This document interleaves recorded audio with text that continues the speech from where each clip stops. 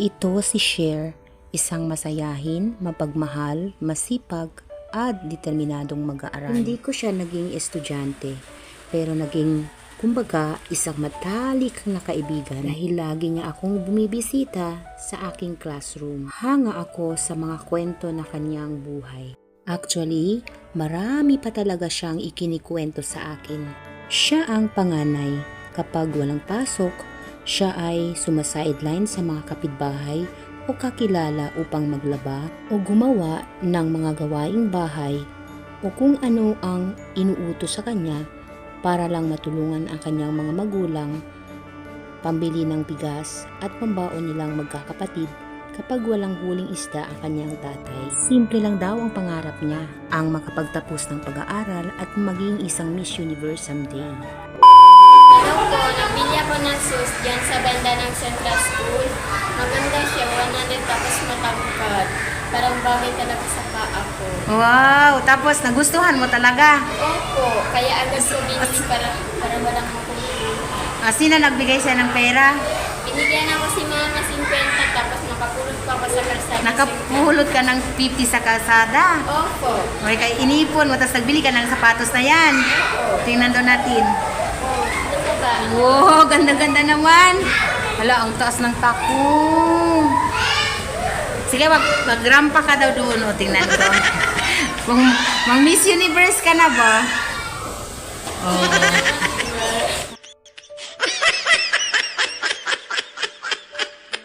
One, two, three, go! Ting, ting, ting, ting, ting, ting, ting, pause! Pause! Oh,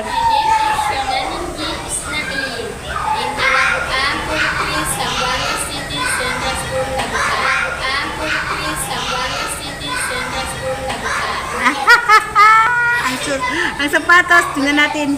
Oh, grabe. Oh, grabe.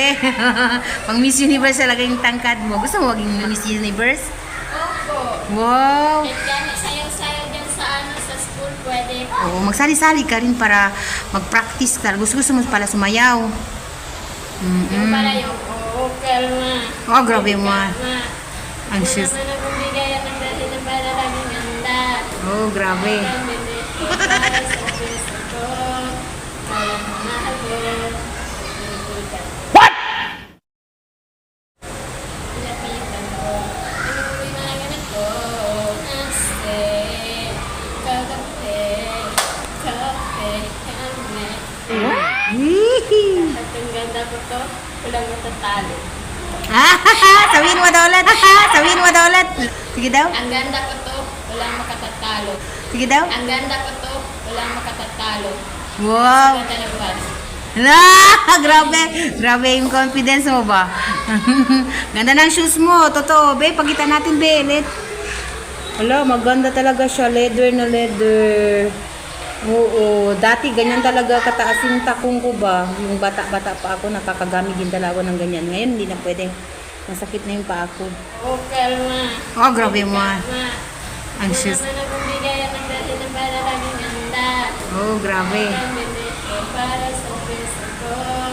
Kaya mahal ko. Lapitan ko. Lapitan ko. Inuwi na lang ganit ko.